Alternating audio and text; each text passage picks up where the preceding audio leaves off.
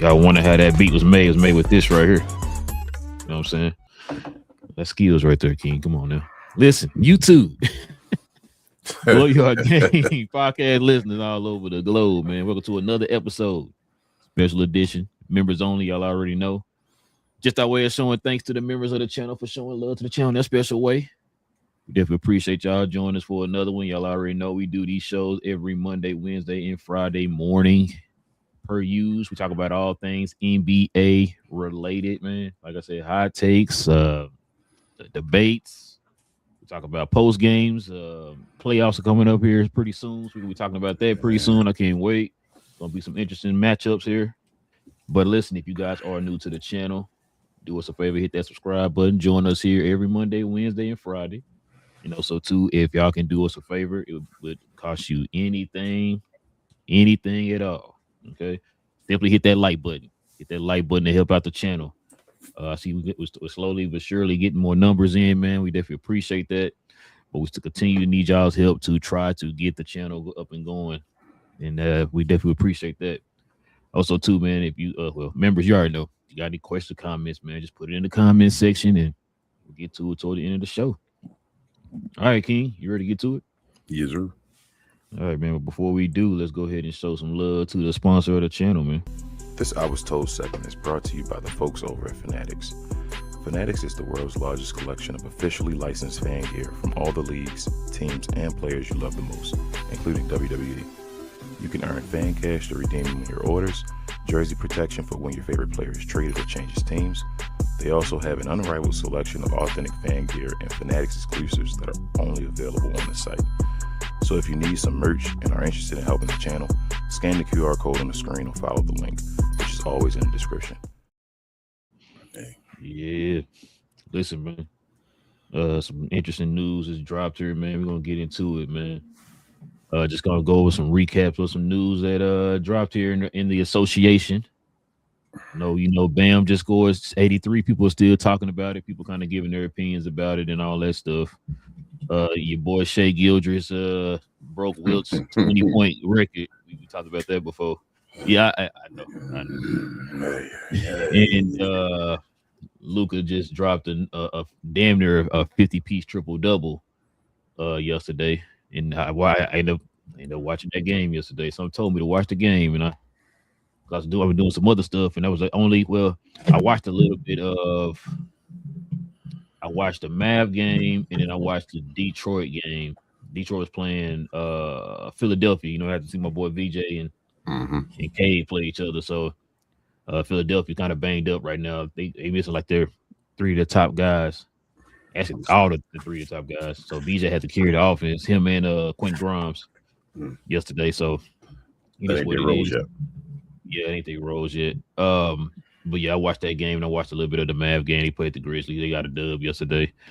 But yeah, then after that, like I was doing some other stuff because we geeks. And then I was like, you know what? Let me try to catch one more game. So I started realize what time it was. I'm like, let me go ahead and catch this it's a Laker game. It's a good thing I did. I got to see Luka at the Plum Diggity Food. So yeah, man, it was a pretty good game. I heard Chris Middleton went off too.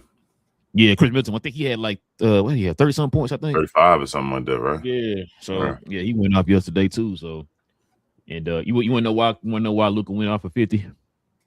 Somebody talk trash to him? Bruh. Listen, man. I told this dude, shout out to Clint, man. I told him this at my one of the guys I work with. He a Laker fan. I told him this a while back. I said, bro, growing up, I learned there's certain players, just leave him alone, man. Just leave him alone. Like I remember Derek Martin. They used to play in the NBA back in the day. Yep. Played for the Grizzlies. I ain't gonna never forget this story. Jordan was playing the Grizzlies, and Jordan, he wasn't having a bad game, but he was just kind of just going through the motions or whatever. It is what it is. So again. And then all of a sudden they said Derek Martin was on the bench talking noise to him. That's what woke him up. I think he ended up finishing the game like 40-some points. It was like, bro, just certain players don't rile them up. If they not having a good game or they just kind of going through the motions, bro, just let it be. Yeah. I remember some players saying like, yeah, Jordan was going through the motions. He's like, yeah, did you say anything to him? No, I just let him play. Good job, Mr. Jordan. You did, you did like good. Just get your point, score. If you're beating them, just pump your fists, think inside. Yeah, we beating Jordan and all, and then when the game over, keep it moving. You feel me? Yeah, we got him and all. Man. And so I remember Luka gave me a little shrug and started laughing. Like, all right, you listen, I want you to remember you asked for this. I was chilling. I was chilling. You asked for this. And did it efficiently too, King. Yeah, Did it efficiently. That's So what Luka can do when he being Luka. But you know, he you don't talk trash to Luka, bro. You should know better than that. We talk about it a bunch. He's a very emotional player. So he'll have other things on his mind at times, and you know, probably not paying attention, not really thinking this is that important right now. Leave him alone, bro. Don't bring his mind into the game. Let his mind be as far away off the game as it can be, where he's not thinking about this game. He don't really care, and you go ahead and get your W, because when you start talking trash and get him back involved and engaged, you get 51-point triple doubles. You feel me? You get 60-point triple doubles. You get 70-point almost triple doubles. You feel me? So yeah, leave him alone, man. And leave him alone, man. Like, yeah, Luka has the most efficient 70-point game ever, like by far. It's probably him and then Bam. Yeah, then Bam.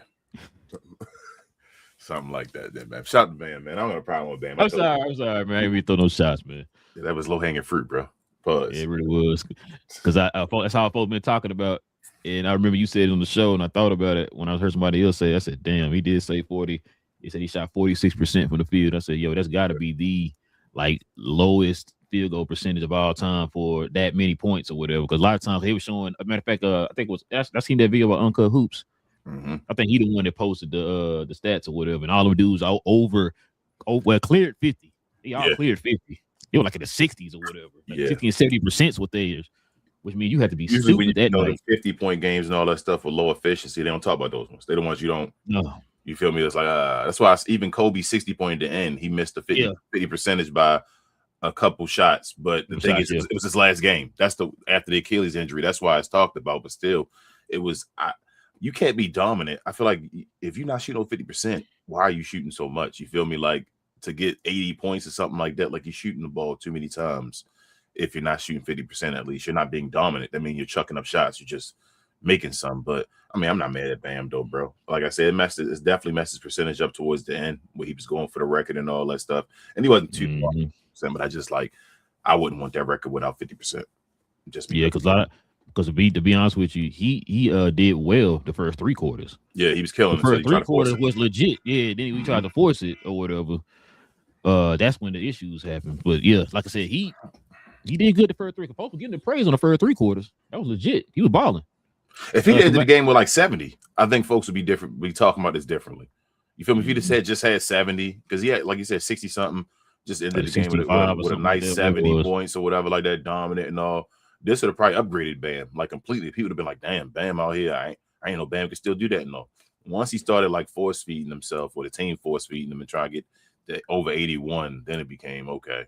Now people got an issue with this. Facts.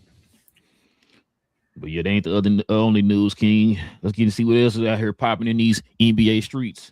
Let's get to this recap.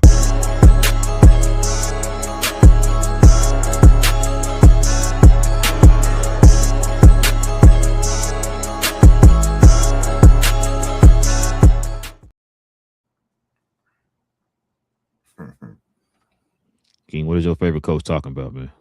What's your favorite coach talking about? Let's see what he's talking about here. Check it out, King. This is from Steve Kerr. He says we need to play fewer games. We need to take 10 games off the schedule. Yes. It would be great for the league.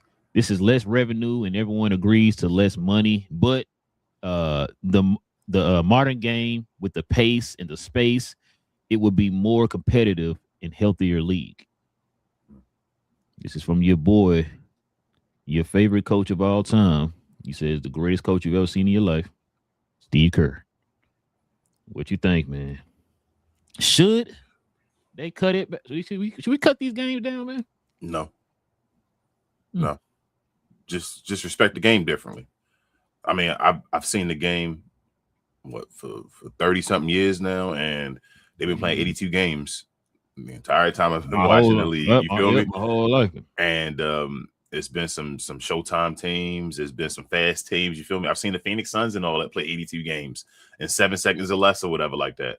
And it's crazy because Steve Kerr he's the benefactor of this pace and space and all. Like he is part of the Golden State Warriors. They change the They game changed and the all. league. So for you to now say you need 10 games off, like it's like we don't want to hear you. Everything the Golden State Warriors say in a way is kind of like crying wolf. Like, sorry, like, bro, you going through trouble right now and all. You ran the league for a decade. Like, you don't. Sorry, my bad, but yeah, this is we're gonna need 10 games off. I guess he want 10 games off to keep Steph a little fresh now because Steph like 37 and you feel me shouldn't be carrying the team by himself. But that's a different situation. But nah, Steve Kerr. The more Steve Kerr talks, the more I start feeling like that was Mark Jackson's team, bro. I ain't gonna lie to you. Like I hate saying that because it's not. I understand that Steve Kerr switched stuff up, and especially on offense and all. But the more he talked, bro, I'd be like, "What are you talking about, Steve Kerr, bro? Like, what is your philosophy? What have you brought? What do you bring into the game? You played with Jordan and all. Why are you saying this stuff? Like, I don't know. Yeah. I don't know, bro. Yeah. No, I agree with you because listen, bro.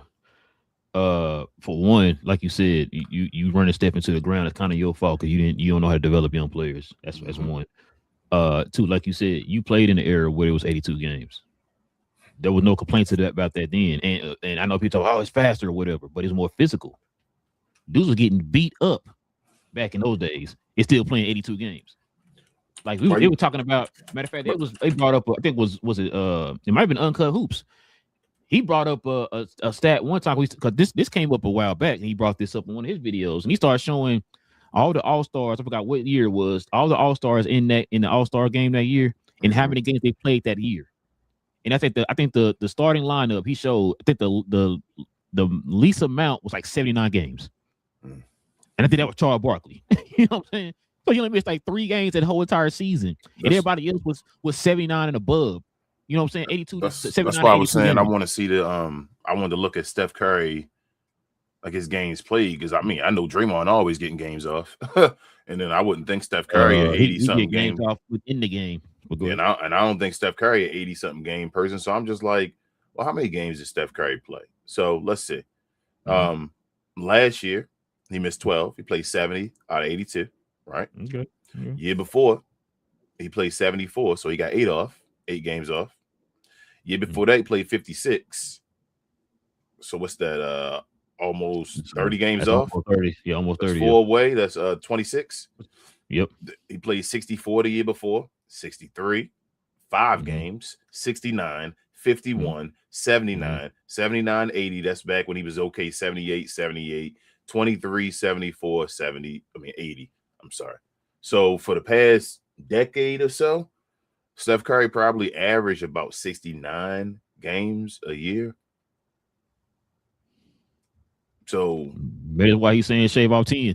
So he can play a whole season. I guess so he can be playing the whole season. We're not talking about Steph Curry. Now he can be eligible for these rewards and all that. What about an issue of you guys going to get Kristaps Porzingis and a Jimmy Butler to, between one guy injury prone, another guy older, and then trying to help your team out with an old Draymond Green and a Steph Curry, and then Jimmy Butler get hurt. That's the issue. The issue is you're building around old players. If you knew how to use younger players, Steve Kerr, they could take those 10 games away from your older players and play them. That's crazy to think, right? That's what younger players have thought before, to run up and down the floor and all that stuff, do the stuff the older players don't want to do anymore. But when you ain't the league younger? Allegedly, you gotta be a grown man first to play. That's what Steve. Oh, right. Sorry, my bad. I apologize. So if they grown men needing to play, then why can't they play 82 games? They grown men. Yeah, like I said, you played in that era. You got 3 rings from it. Yeah, matter of fact, even when you played with the Spurs, it was still that mind frame. You got 5 rings from it. Yeah, got 5 rings from it. You right. The fact that it was a whole lot more physical back then, and yet these dudes still played 82 games. Like you said, nobody told the league to run up and down the whole time. Nobody told him to do that. Like you said, you are the godfather of all that. You started that. You started the space and pace and all that stuff, and the threes, and shooting 53s a game and all that. He evolved it. I don't say he's because, like you said, like I said earlier, D'Antoni and all was in the league before. He didn't get to the place, but he expanded on it. I would say that was Steve Kerr. Yeah. He wanted to play that way. Yeah. So, and hold on, and where's Steve Kerr come from? Phoenix. Oh, okay, gotcha. Makes sense. But yeah, this should have been a pause right here for Steve Kerr right here, bro. This should have been a pause. You got to pause, my guy. Steve Kerr be tripping out here. He think his crap don't stink. That's what he think, and he feeling himself being a multi-time, champion coach and all that stuff. Like, I mean, Hey, as he should. I guess he wanted the big time coaches in the league and all. He think he should always be at the top, but sometimes he talk about stupid stuff. Go ahead. and you know what's crazy too, and people are starting to criticize Steve Kerr. Mm. He's starting to get that criticism now, bro. He's starting to kick in.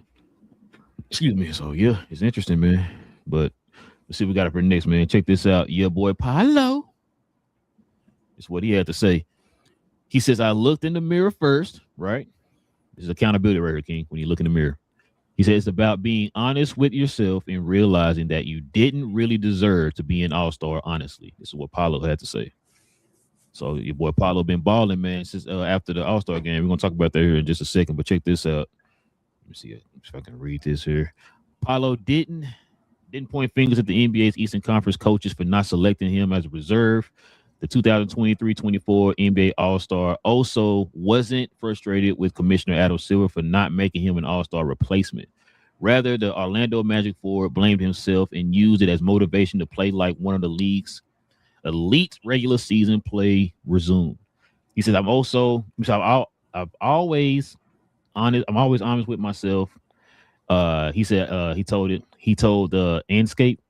It must be a magazine or something, or an article or whatever. But he said, I looked in the mirror first over the All-Star break. I watched a lot of film over the early part of the season. I just wasn't happy with what I put out.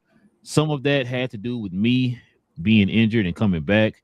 I could have had a better mindset, and that was part of it. But I know I'm an all-star in this league. My confidence is still the same. It's about being honest with myself and realizing that you didn't really deserve to be an all-star, honestly. It's about taking that with a grain of salt and being better in the second half of the season. Okay, Paulo. What you think about old Paulo King? Oh, hold on, my bad. So speaking of second half of the season, check this out, King. These Apollo numbers in the second half of the season, King.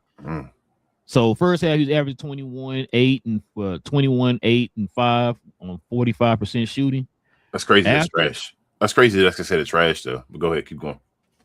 After the All-Star break, he gave me a 26, 9, 6, 51% shooting, King. So, I'm proud of Paulo, bro. I'm proud of Paulo. I'm actually happy that folks started falling off the Paulo train again, bro. You feel me? Like this is my guy as far as people don't recognize the number one pick, what he's doing already and all that. Paulo nice, bro. I've told you before when people try to get me to, turn on Paulo and be like, well, you got Paulo and all this and Franz and all that. Paulo legit. Like, look at them numbers. We talking about a guy give you 26, 10 basically and 6. That's like we say Kevin Garnett type of numbers and all. Like we say this guy can do, and shooting 51% from the field. Doing you called it. You said 25, 10, and 5. I told you 25, 10, and 5, bro. That's what he could do at his best and all. He Kevin Garnett type guy. But yeah, he fine, bro. I'm excited. I want to see what they do in the offseason. Again, major. We get to that point where he's becoming a major off seasons for the Orlando Magic because Paulo's starting to hit his prime and all that. We're gonna see about the coaching and all, Jamal Mosley. But it's a big major off season for him. But I'm still excited to see what they're gonna do in the regular season because they still in the Eastern Conference and if they get in the dance, gonna be one of the teams that folks ain't gonna want to play if they clicking. So this is Paulo, bro. He's gonna be perfectly fine. He's gonna make multiple more All-Star games, all NBA teams, and all that type of stuff. I think Paulo gonna be cool. Listen, bro, he's one of my favorite players. And I hate when people was killing him and stuff because he was struggling. And he said it in that article there, the fact that he was hurt. I think we talked about it. We're like, man, something's got to be wrong with Paulo because he don't look the same. He's not moving the same. You know what I'm saying? He just looks like he's kind of like a little timid out there. Something's got to be wrong. And I think he said it there. He said he was hurt at the beginning of the season. So he was trying to playing through that and all that type of stuff. So the fact that like he's stepping up here in the second half, and I like the fact that him being a young guy, we talk about it so many times, the young guys not taking accountability and trying to work on their game and get better and all that stuff. Paulo admitted that this is what he has to do. He knows what he has to do. He looked in the mirror, he took a step back and kind of evaluated himself and that's what he learned. And we saw in the season in the second half. I've watched a few of these Orlando games here lately. Paolo's been pretty solid. Not only that, Paolo's play has been leading to more winning. Yeah. You know what I'm saying? A lot of people aren't talking about Orlando either. You know what I'm saying? Being that team that can be dangerous there in the playoffs. He's a positive impact on the floor now. It's not he's out there jacking shots and all that stuff. He out there just bro, you know what's crazy to me, man? We've seen it so many times since we started doing this. Like people were like, if it's like this popular thing to like pile on somebody when they're down or whatever, people will constantly do it, right? Mm-hmm. But as soon as that person turns a corner, you don't hear from nobody. Crickets. You don't hear no, oh, my bad, bro. You know, you doing better. None of that. I use an example like Klay Thompson been killing lately, bro, on the jump shots and all that stuff. Mm-hmm. Been damn near leading scorer of the team here over the last few weeks or whatever, right? Nothing. But let him go on a streak of like 2 or 3 games in a row where he ain't hitting nothing. Then everybody named mama got something to say. I told you he was over 10. Like where is that same praise for these people, man, when they're actually doing good? Well, isn't the goal for them to not do bad anymore? Like to do better? Yeah. Isn't that what he doing? Either you're ignorant as a journalist and a reporter, or you don't watch the games enough to actually pay attention to see that people. Actually, I'm not even talking about them. Okay? I'm not even talking about them. I'm talking about fans in general too. I'm sorry, just to cover the game as far as like just talking about the game. I mean, just in general. You're either not watching. Yeah. There you go. Be as loud when they're doing well as you are when they're not. We're followers. We're followers, man. I always talk about that. Humans are followers in general. Nobody want to stand alone and possibly be right. It could be like you can be 100% right, and everybody else in the ring can be wrong. But folks like running away and being comfortable. So when you hear stuff, Paolo's trash, you ain't even watching. A lot of folks just yelling Paolo trash, ain't even watching Orlando Magic games at all. No. Just hearing, Paolo trash here, number 1 pick. Let's just yell that he trash as well. It's cool to say. And it's like, okay, and yell at Franz is better and all that stuff. And I'm like, bro, come on, man. Let's pump the brakes. 2 things can be true at the same time. Franz can be nice, but one is the number 1 pick and all for a reason. Let's not play. But yeah, bro, Paolo doing this thing.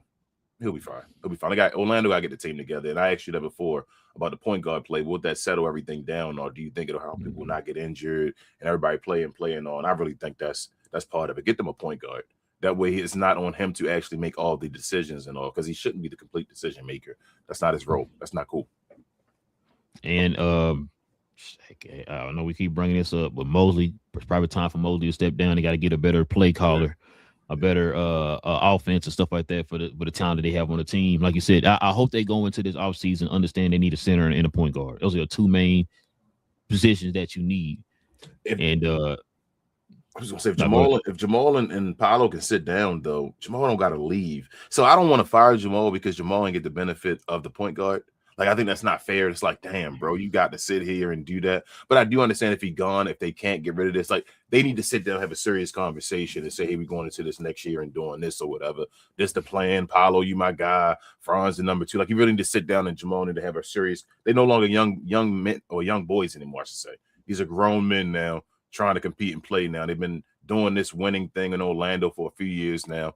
Let's go and decide what we're going to do. But you should get him a point guard. Like, I don't think it's not fair to fire him without let him get in a complete, benefit of the doubt with the team and all. But at the same time, if you haven't beef with the main player, though, I do understand he got to be gone. So, well, yeah, that too.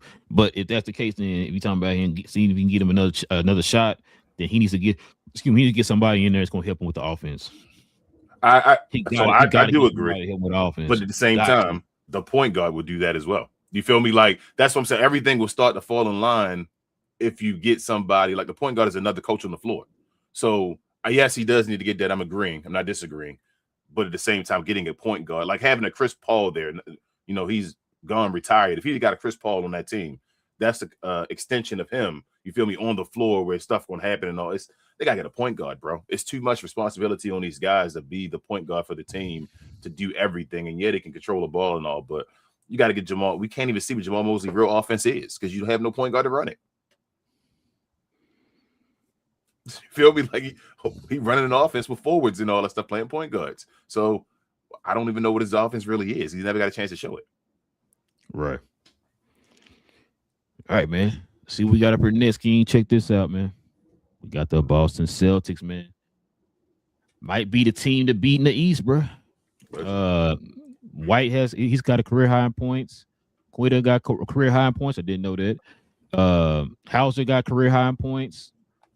Your boy Peyton Pritchard, career high in points, and then of course Jaylen Brown, career high in points, and they just got back Jason Tatum. They've been looking pretty nice.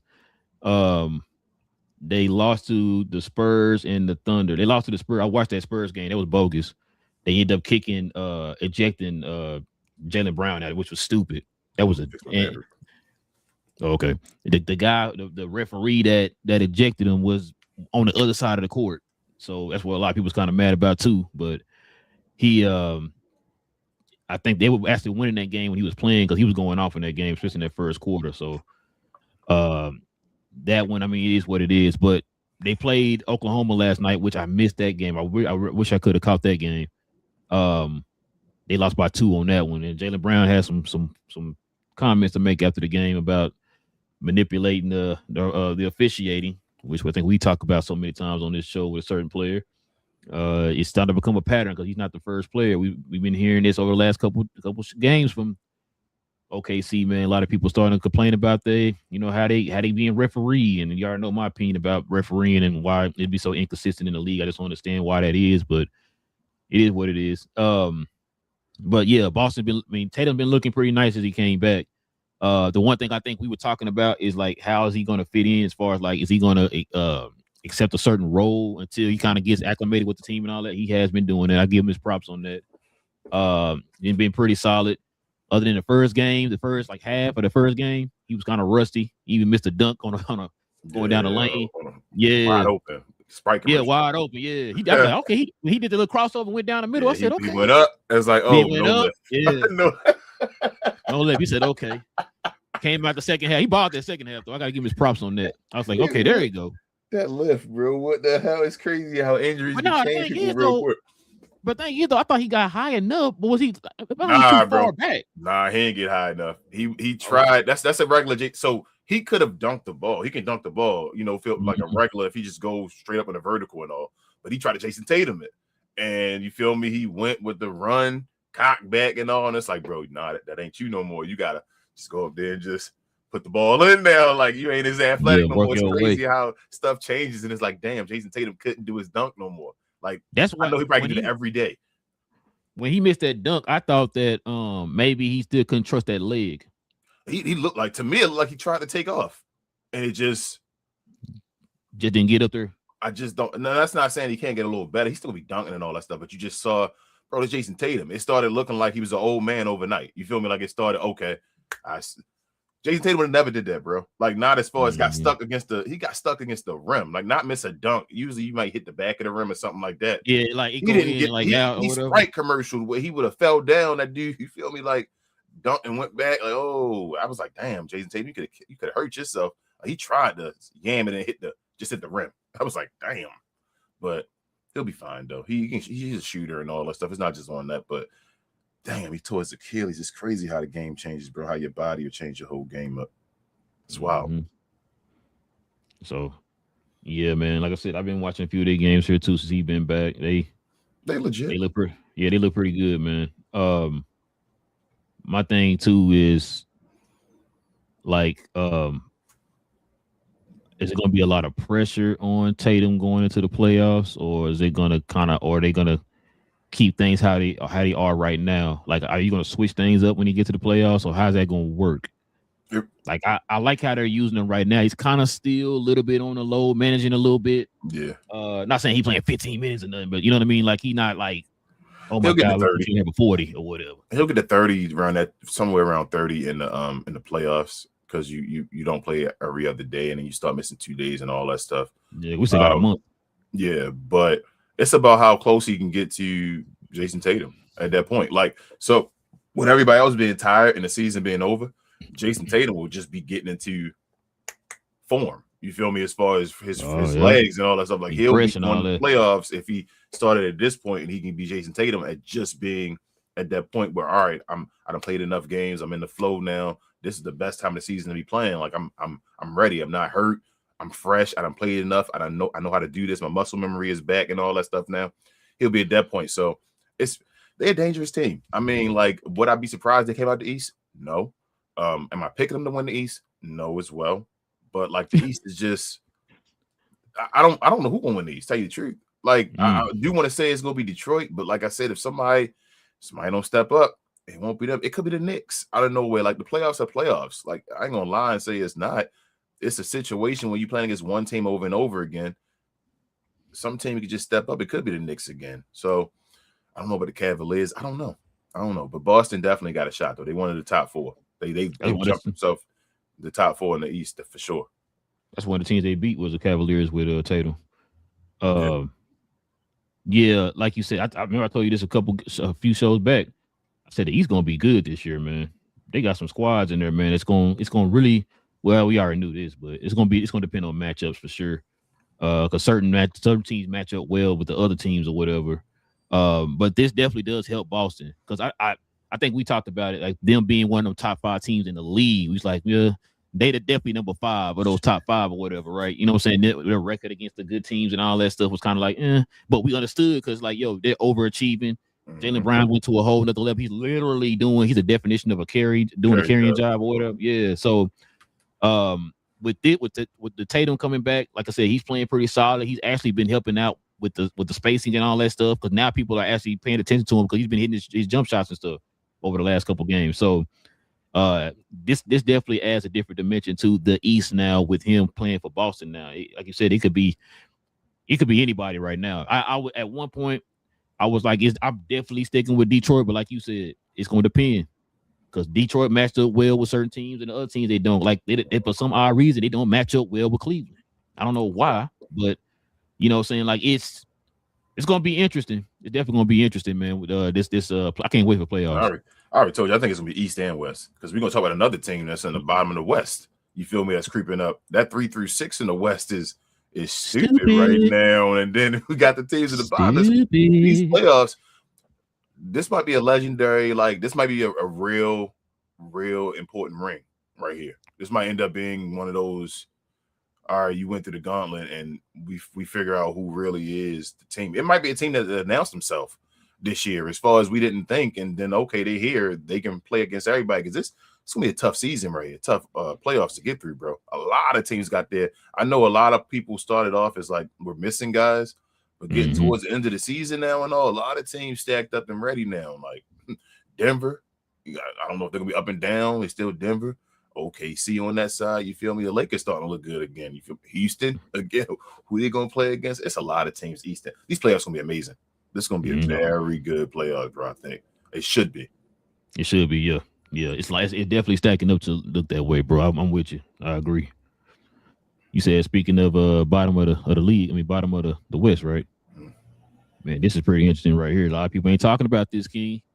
Your boy Kawhi and the Clippers, his first team in NBA history to move above 500 after starting 15 games or more under 500. King, check this out, man. So in December, December 18th, they was 6-21. By March 12th, 33-32. King. Question: do we gotta start giving Kawhi his prizops? Man, I've already given Kawhi his prizops. I told you, healthy in a vacuum. You already know Kawhi, that dude. And this year, Kawhi out there playing, giving it his all and all. Like I know the team. It's crazy because the team has been going through ups and downs. So this the year where it's like, damn, Kawhi, you can just sit back and not worry. And we understand this, huh? Yeah, and he actually out there playing his butt off. It's about can he stay healthy? You know, like this is truthfully one of Kawhi Leonard's best years, I think.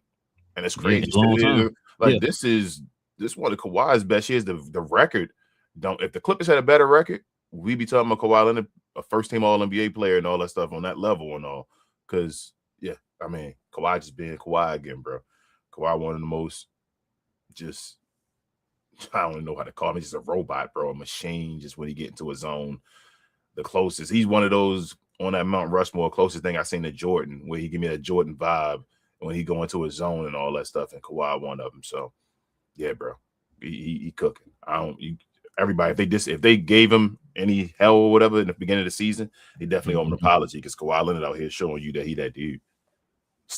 He's still number 1 on the team right now, getting 33 and 32. A few things. We got to highlight a couple of players for the Clippers that I don't think a lot of people talking about. Darius Garland, since he's been over there, the games he actually played in, they're undefeated. Ben Mathurin is averaging damn near 20 points off the bench for them. Those two additions, man, have been two of the keys of why they've been balling since the trade deadline, bro. It's crazy. You said Kawhi playing though because he might lose his contract. No, I'm kidding. Keep him. Say play for your freedom, bro. No, what I say? So right now they're saying that if the Clippers they're in the play-in spot right now. If they make it to right, I think the highest they can get right now, I think is 8. If they can get the AC, they will end up playing the OKC Thunder in the first round. Yeah. Do you see Kawhi doing some damage to OKC if they play each other in the first round? I don't see him winning, but I definitely see it being a tough series.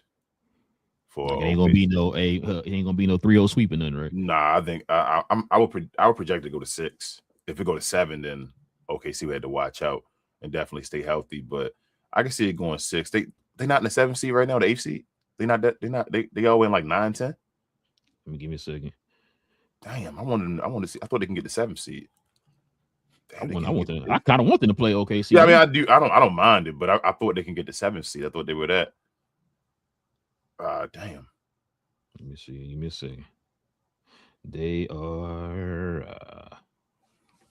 They're 8. Yeah, I thought they can get the 7th seed still. They get 7, but let's say they stay at 8 matchup. Yeah, if they stay at 8, that's fine. But if they stay in the 8th seed or the 7th seed, I think they're going to the 7th seed. I think if they stay in that first where they play that first game for 7-8, they're gonna make the 7th. They're gonna be the highest seed. Because who's the 7th seed right now? So Suns. I don't know, King. Suns got them by 5 games. I still think they could beat the Suns in a 1-game situation. That's fine. It don't matter. That's what they're playing about. Oh, I'm tripping. Yeah. It don't matter. It's about that's why the Suns. It's crazy. The Suns 5 games over them, but can still be under them in the playoffs because they still in the 7th seed. That's telling you about the West. My bad. They're 5.5. That's telling you about the West that they can jump over top of the Suns, and they possibly could in a 1-game situation. I think I'm picking Kawhi over Devin Booker. A shout out to Jalen Green and all too. They had like 70-some points between the two of them. I think they had like 43 and 36 last night. But man, remember we talked about it. We said if the two can stay healthy together, they can do something. Jalen Green looking good over there as long as he stay healthy. I don't know what's going on with his health right now, but he over there putting up buckets. That's why I didn't know why. I don't know why. Never mind. I wouldn't have went for Kevin Durant, but that's me. I'm so glad. What team was that? They said Kevin Durant possibly could have went to instead of Houston. No. It was was it Detroit? Yeah, it was Detroit. Detroit was one of them. It was like, I think it was Detroit. And I was like, thank you, bro. I said, please. I'm so glad they didn't send him over there, bro. I'm so glad, man. Listen, no disrespect, man, but he's still Kevin Durant, but it's just not. I'm gonna say this. Like, I mean, the last few teams you done went to, they fell under expectation. After a while, we gotta start looking at the common denominator. Is this a bad year? What for him? Yeah. No. What I mean, so Houston last year got the what, 3rd seed? Second seed, right? So I know they're dealing with injuries with Fred VanVleet, but you still Kevin Durant adding to it.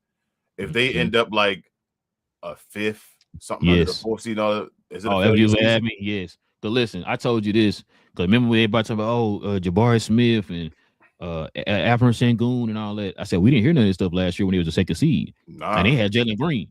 Now you just said Jalen Green over there balling for Phoenix. They should have. I told you they should have kept the team together and let them grow. I'm just saying, bro. Like that young as the number 2 seed, and you jumped and threw somebody away. We gotta look a little deeper at this, bro. Like I said, like you know what I mean. Like shout out to my boy Strip.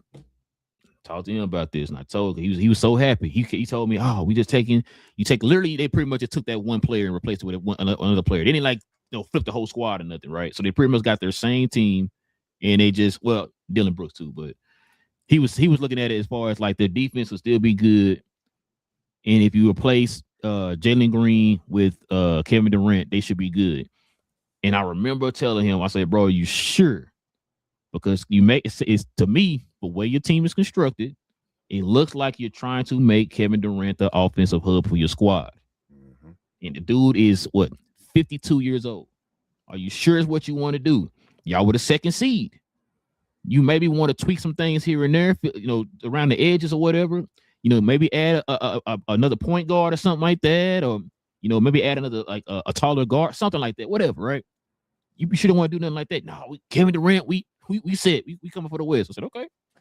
Yeah. And look where we at right now. Kevin Durant ain't that type of player, especially not no more to change your team that much. He's a great player still, but not to destroy your team for like. So when the Golden State did it, it was to put him over the top. Like it's like, oh, okay, like you changed your pieces up for Kevin Durant when you were the number 2 seed. You should have rocked out with that young squad that was already established and all, and maybe got a couple vets or something like that around them. Mm-hmm. You went all in for Kevin Durant, like what they did when they got contract. Dodo and who else they picked up?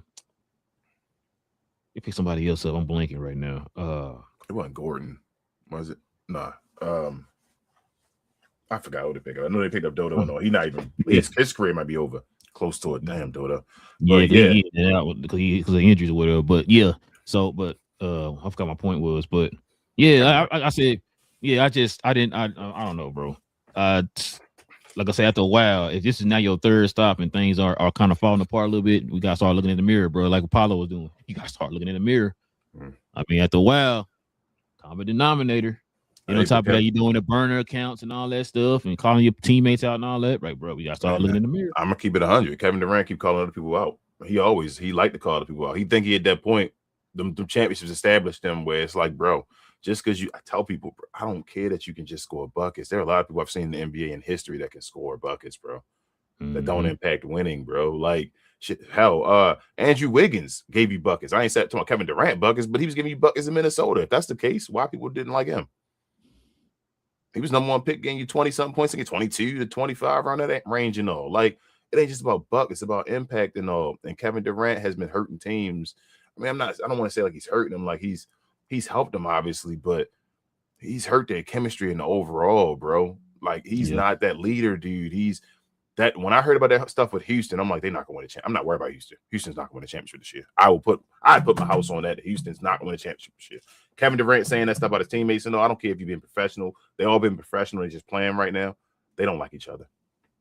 They don't like each other. They work together. They're employees. They're associates or whatever. But I don't think a lot of them are friends. That's what I'm saying now. And they went and got Kevin Durant.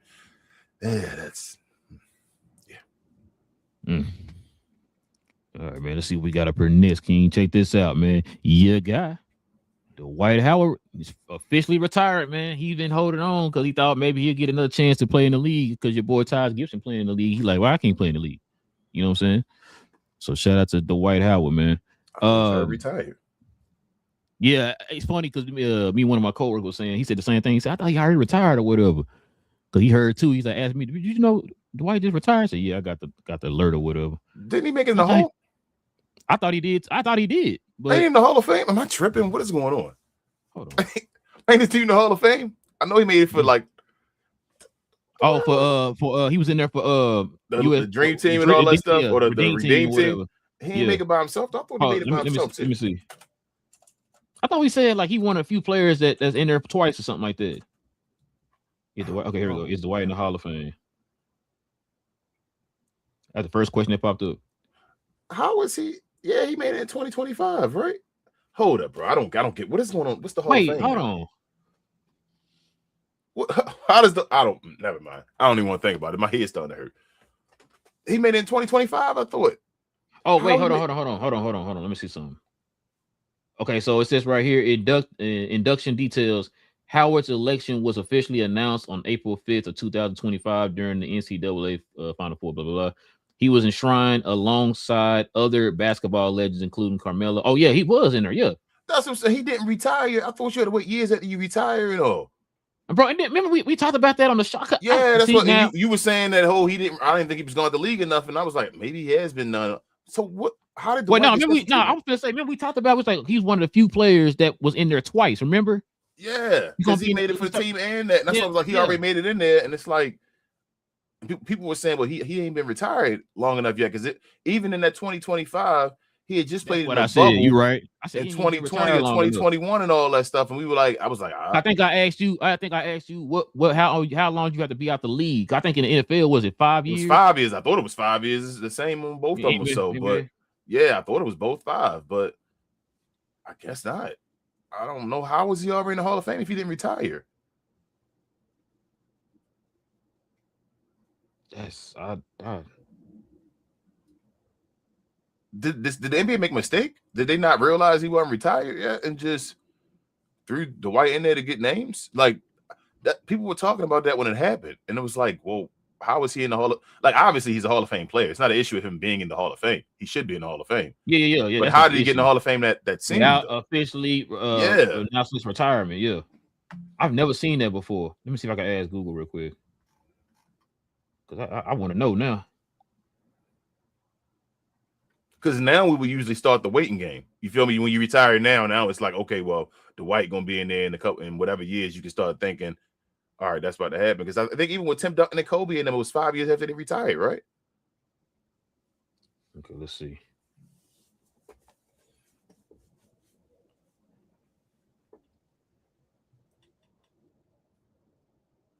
Maybe it was 3 years. Hold on. So they're saying. So they're saying he became eligible because he was out the league for 7 years, for several years. Huh? So that's how it is now. You just, as long as you don't play. This is I don't know. Yeah, and look, it says according to Hall of Fame rules, a player becomes eligible for enshrinement in their 5th year of retirement, which requires being fully retired for 4 full seasons. But he didn't officially retire though. Yeah, and he was. When did he win? 2020 or 2021? That was 2020, right? Yeah, he won the championship. 2020. It was 2020. Yeah, okay. So he won in 2025. Damn, they just straight. They counted that as they knew that was gonna be his last year. That can't be right though, King, because he also played another. He went back to the Lakers. Remember? Did he go back to him? Yeah, he went back. I thought he did, and he played overseas. I'm saying like. That's when he started talking about we should have kept the team together. And he played overseas. Remember, he was playing the games overseas. Yeah. He wasn't retired. I don't know. We can keep moving. Like I said, it's going to mess your head up, bro. It don't make sense. It's like, huh? It's typically it's a player to be enshrined before a formal retirement announcement. It says Howard became eligible because he had been out of the NBA for several years. Yeah, that's crazy. And it's not just the NBA Hall of Fame either. Yeah, it's not just the NBA Hall of Fame. He's still playing professional basketball. No, I don't think. But yeah, that's weird. Like I say, it's something to think about or look into after the show and all. That's like a deep dive. I don't understand. I've never seen that before. Yeah, me either. Because when you asked it, I just thought I was like, damn, hold on, he is in the Hall of Fame. I don't know why. Because now that we said that, I do remember saying, oh yeah, he's gonna be one of the few players in the league. We started naming out players. Man, we said like Chris Paul. We started naming like everybody on that Redeem team is going to be a Hall of Famer outside of that Redeem team Hall of Fame. Yeah. So that's crazy. But yeah. But I was going to ask you, man, what's the one thing you remember about Dwight Howard's career, man? His energy on the floor for good and bad. As far as just impact, dude was just a motor. Was energetic, a freak of nature, not really the most skilled basketball player, but like I say, undersized motor. This guy played center at 6'9" and didn't miss a beat. Like it didn't feel like, oh, he was undersized and all that stuff. He's out there one of the strongest guys in the league. So a dominant defender. Yeah. And another word, let me use this word. If I had to use one word, I would say underappreciated or underrated. Because at one point, Dwight Howard, like I say, Dwight Howard was a top 3 player in the NBA for a second.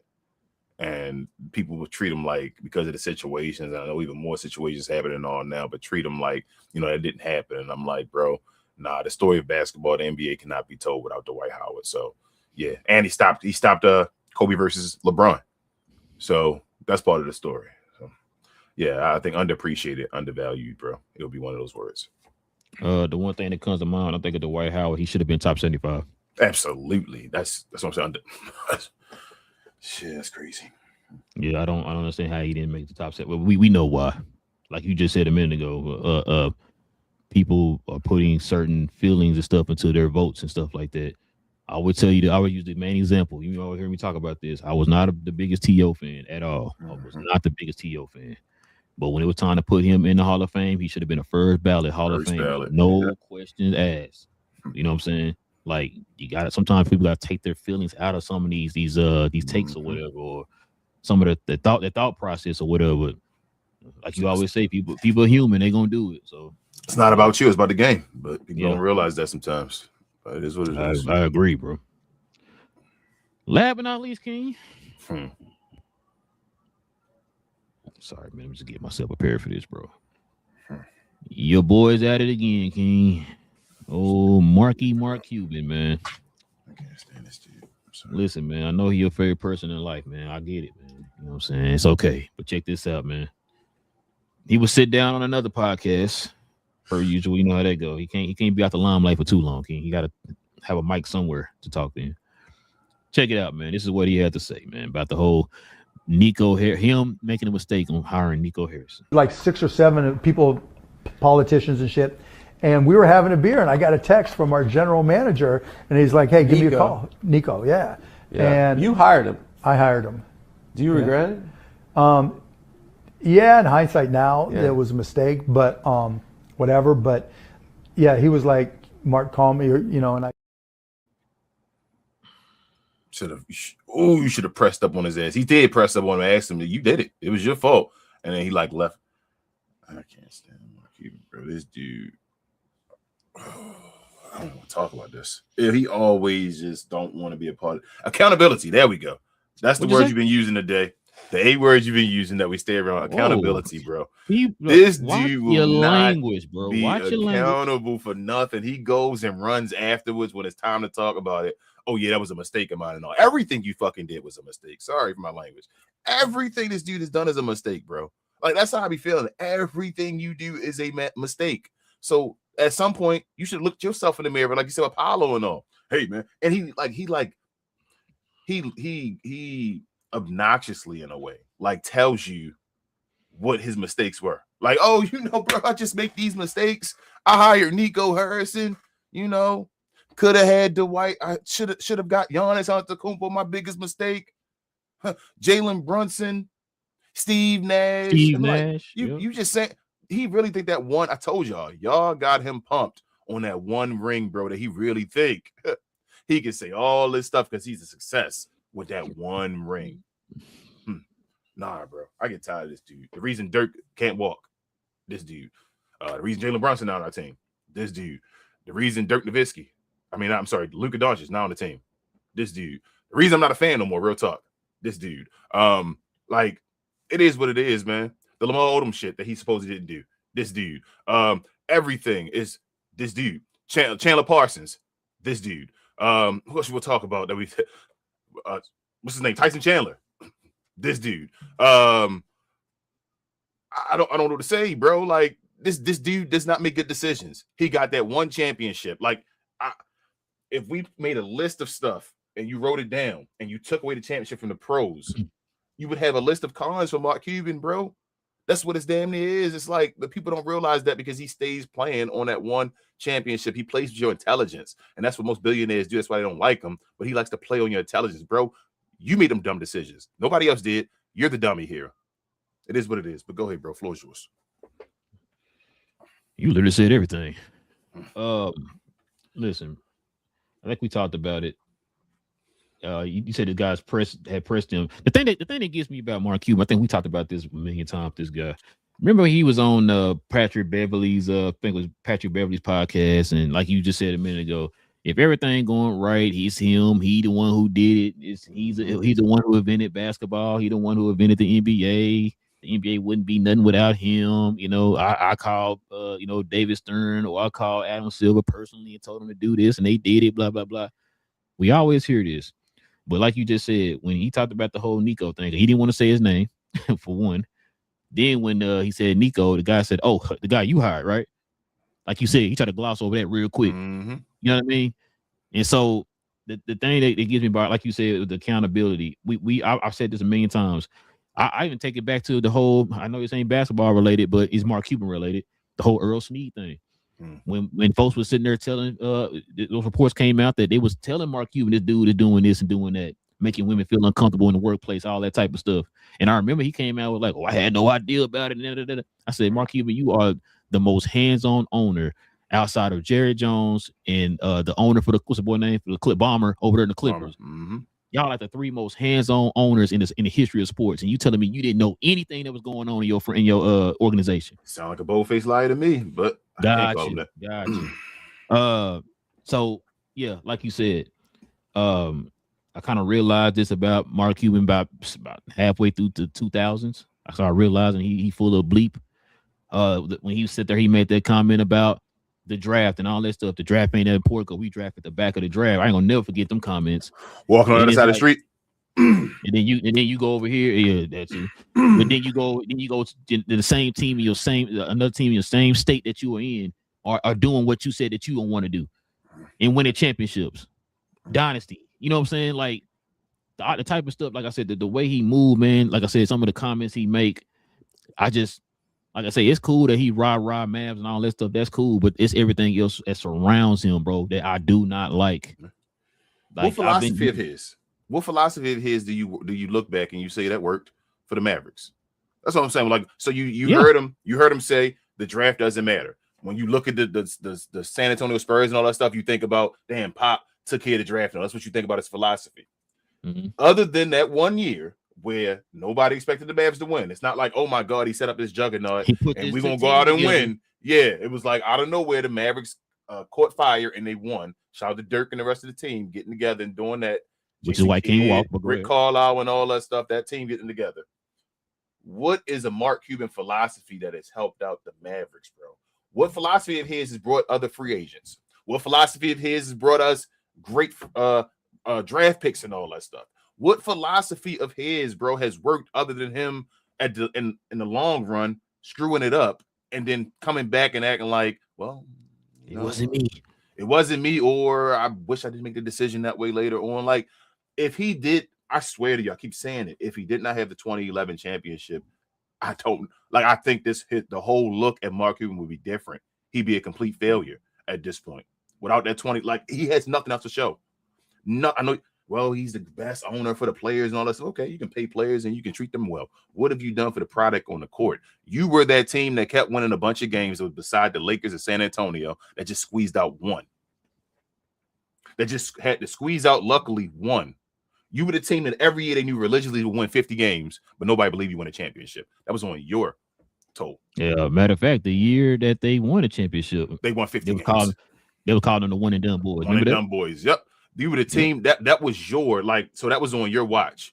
That's like being seen as a lemon, a car company, and people saying, well, you got a lemon always. Don't go buy from them. That's a Kia back in the day.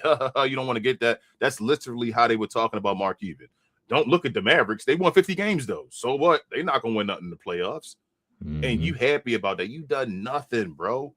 And then you sold to this person and you want to buy it back. It's just failures. I want to sit down and have a conversation with him, like one of those 2020 interviews and all 60 seconds or whatever, 60 minutes. Yeah, I want to have one of those type of interviews with you. I'm just calling out, you know what, sir? No. But what about this and all? I'm tough with a camera in his face and all. He like, I probably won't be mad at me and all, because bro, it really isn't. He sits back, like I say, it's obnoxious. He's obnoxious in a way, but he like lies in your face. Shout out to the commercial. He pisses on your leg and tell you it's raining.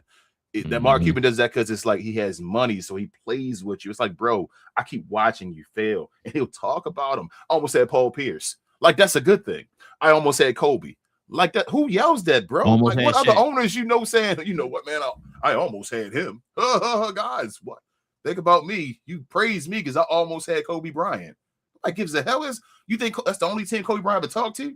Did the Chicago owners and all, or the GMs at that point say, well, we almost had Kobe Bryant, guys. We're everywhere on every show. We almost had Kobe. The hell is that, bro? Come on, man. Almost had Kobe. Almost had Giannis. Give me a cookie. And to go back to with the whole Nico thing, I'll keep bringing this up. He talking about he feel bad for hiring Nico. You know what? You should feel bad. I always talk about this. You hired a hiring firm to look for a GM. Yep. You were looking for a hiring firm. Then on top of that, you decide to hire the coach before the GM. A la Jerry Jones. You ignored all the people who were trying to give you advice and decided to go with this advice because you thought that he had the relationships of players in the league. Then, like I said, like you said, then it backfires, and now you at her like, oh, I don't. Same thing with the whole. Same thing with the selling to the Adelsons. You thought you was going to be in living good with the whole casino stuff. Nothing makes sense, bro. Nothing ever makes sense with Mark Cuban. Where my casinos at, King? You don't got none. Hey, like I told you, okay. Nothing makes sense with Mark Cuban, bro. Like the stuff he yells. Then when the rumors started coming out, he want to buy the team back and all this other type of stuff. Man, get out of here. Man. He yelled blue sky. Damn, Threads took that over real quick. But he yelled blue sky all over the place. That was his next thing. Blue sky. I'm so for the pharmaceuticals. I'm so against Trump. And it's not even political, but just I'm just using his words. The action of looking at a guy, like if I was befriending somebody on the streets and they were telling me this and I'm paying attention, like, damn, bro, you lying to me. Like you full of it or whatever like that. This dude told blue sky and all that stuff. It's on Blue Sky when it first started, every damn post was about either pharmaceuticals or Trump. When he first started, when I was on there watching it, everything was about that. Mm-hmm. He go sell the team to the Adelsons, though. How? When has he answered that one yet? Hey, bro, they got this lady on the magazines and all getting medals by this guy. Why would you? I want to hear his answers, bro. He doesn't. He stays away from everything because he thinks you stupid. Like, he's so dumb, he thinks everybody else is dumb. So he like, you ain't gonna ask me that because why would you think about that one? It's like, bro, we all sitting here like, well, you sold the team to the Adelsons. What was going on there? But he not gonna say, I'm just not a Mark Cuban fan, bro. He full of it. That's how I feel. I feel like he fake. He just got money. He fake as hell. He fake. Shout out to you being on the show, Mark Cuban. Let's move on, bro. I don't even want to talk to this dude. How he talking about? But yeah, man. Listen, we turn the page, man, and get to the next segment here. But before we do that, man, let's go ahead and show some love to the merch.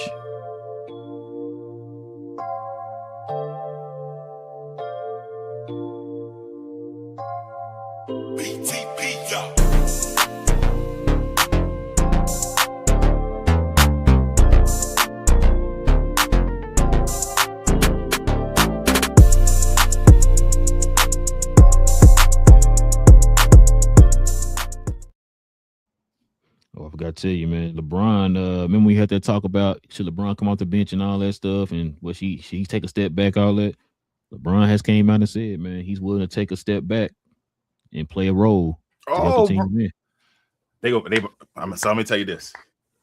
We got to wait and see first. Okay. See first. If he does that, he did it last night. If he says, I'll give him that. If he really is going to do that and he's going to sell in, Lakers is one of the favorites to win the championship. I'm going back to it. I'm saying, I know people keep saying I'm wild and I'm crazy. I'm going to tell you, if LeBron James plays into a system and they got all three of them playing well, and LeBron comes off the bench or something like that, and it's like, okay, let's go, they one of the favorites to win the championship.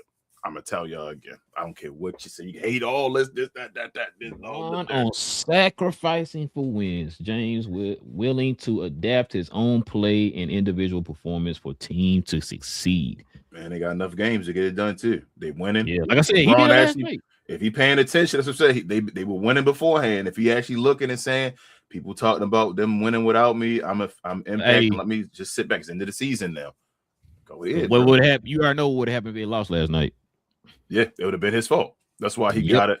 He got a fault. He got to at least wait until he get an opportunity where people were like, all right, there's Luka fault again from to show off or something again. But right now, if he's really into, I told you when I was watching other games, he was on the bench. Go ahead, start that narrative. Start that BS. Yep. Pressure off me. I told you the other game when he was sitting down to watching cheering on the sideline. I was like, I don't know if that's fake or not. And all because Braun always doing this and all, but maybe he took it seriously this time because they were winning again. Like I told you, it's because of Braun. At the end of the day, if the season over, whether Braun there or not, if I'm Luka, I'm gonna sit there and I will have a conversation with him and say, bro, I came here to join you. And I didn't really choose to be here, but I still when I told me it was you, I was like, all right, I'm at the Lakers and with LeBron, you my hero and all that stuff. But I'm gonna keep it real with you, bro. You cost me an MVP. You probably cost me maybe a line of a championship as well because of this nonsense we were going through. I mean, he old enough. I'm a grown ass man too. Let's just keep it real. And I was a big, huge fan and all, but I'm not gonna lie to you. That really hurt my feelings because you did that to me. Because LeBron, if he'd have been thinking this way, yeah, Luka would probably be right there, especially the situation, the way the MVPs went and all. It'd probably be Lucas, but because Braun want to do that stuff, it ain't. Like Luka, the odd man out, looking in. Oh, I agree. All right, man. Let's go ahead and get to these questions, these comments, man, and we can call it a show.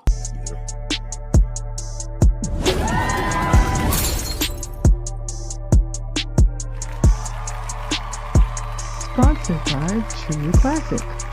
The most interesting customer came into True Classic today. A young man came in right when the doors opened and said he had a job interview in just 30 minutes. The challenge, or so he thought, he had about $150 to work with. Now, in most places, that's a fancy shirt, maybe some nice socks. But at True Classic, when you add more, you save more. So not only did I set him up with a pair of our 4-way stretch chinos, not only did I set him up with one of our white button-down shirts, I even helped him complete the look with one of our coach's jackets. All for just $130. So he found his fit, looked great for his interview, and I'm pretty sure he got the job too. That's true value. It is true value. Yep. Shout out to Babe Queen in the house, giving the eyes, and also our guy Daniel Berry. Happy Friday. Hey, guys, always, man. Check out Daniel Berry's page, please do. And that's about it, man. We gotta get more. Where the real NBA fans at, y'all? Not to doubt the people that watch this. Where the NBA fans at? The fans that actually love this game, not just teams. Where the fans that like this game, man? Where the fans that actually grew up wanting to call this game? Where the fans of that? We need you guys around. If you're seeing this, come on over, subscribe and all that. Bring these conversations over here because we love to talk to you about the whole league. Appreciate you. Yes, sir. Like he said, man, we talk about these conversations all week long, Monday, Wednesday, and Friday. So we definitely appreciate y'all if y'all come on over here and join us for these conversations. Listen, if you are new to the channel, hit that subscribe button. Join us here every Monday, Wednesday, and Friday. So too, everybody hit them likes for us today, man, as we continue to try to fight the algorithm. Definitely use your help with that. And also too, you guys want to become a member of the channel like Daniel Berry here. We simply hit that join button right there next to the subscribe button, man. Join us here for dedicated shows for the members on Fridays, and there's also different perks and stuff like that for the members as well. Also too, man, follow me on my other channel. Shout out to Big J, BA, and Cuz on Cuz We Geek. We talk about all things in the geek culture involving movies and television. We might be getting the first Spider-Man Brand New Day trailer in front of Project Hail Mary next week. We're gonna be talking about that tomorrow. And Aaron Pierre's Green Lantern, John Stewart is gonna it's been reported he's gonna be in the sequel for Superman. So hopefully that's the case. So we're gonna be talking about that too tomorrow. So if y'all into that type of conversation, DC, Marvel, Star Wars, all that. You found the right channel, man. Follow us over there on Cuz We Geeks. We do shows every Tuesday evening and Saturday morning. That's a real good look, bro. If Aaron Pierre's Green Lantern in the Superman movie, that's awesome. Yeah, it's gonna be fire, man. Yeah, I mean, he might get like a major movie then, for real. If that's happening. He already getting the show, so yeah, that's what I'm saying. If he's gonna be on the movie and all, but also share, guys, as always. Follow myself, Queen, Travis, BA, and sometimes Devin on We Talk Combats. We talk all things combat sports and sports entertainment. Shows every day. Fridays is one of our bigger days. SmackDown, Trick Williams and all the day. So if you're interested in that type of stuff, come on over to the watch along. And this Sunday we'll be doing the recap show as well for the whole week. So interested in any WWE combat sports, not really mixed martial arts. I'm not gonna lie, I'm not a big UFC guy right now. That's kind of getting on my nerves. But boxing, all that type of stuff, come on over here and like, subscribe, comment on the show, and we'll see y'all there. But appreciate you here, and we'll see y'all here on Monday for another topic. Yes, sir. We'll be back here on Monday, man. So hopefully we have some interesting news dropping in the NBA. So listen, y'all go catch these games, man. If you got NBA League Pass, you really got no excuse, man. You can watch all the games. So go watch the games. Y'all let us know. Come on back into the shows, man. Let us know what y'all think, man. Any of the topics that we bring up here on the show. So if you guys watch this after the live, come on in the comment section. Y'all let us know what y'all think about these topics that we brought up, man. What's y'all's opinions on them? So with all that being said, man, it's your boys, Relle and King of Cap and Crown. We talk about all things NBA related. We'll be back here on Monday. Same cap time, same crown channel. No cap. Cap and crown. Man, you gonna stop hating on Mark Cuban, bro. All right. I want that man to run for president.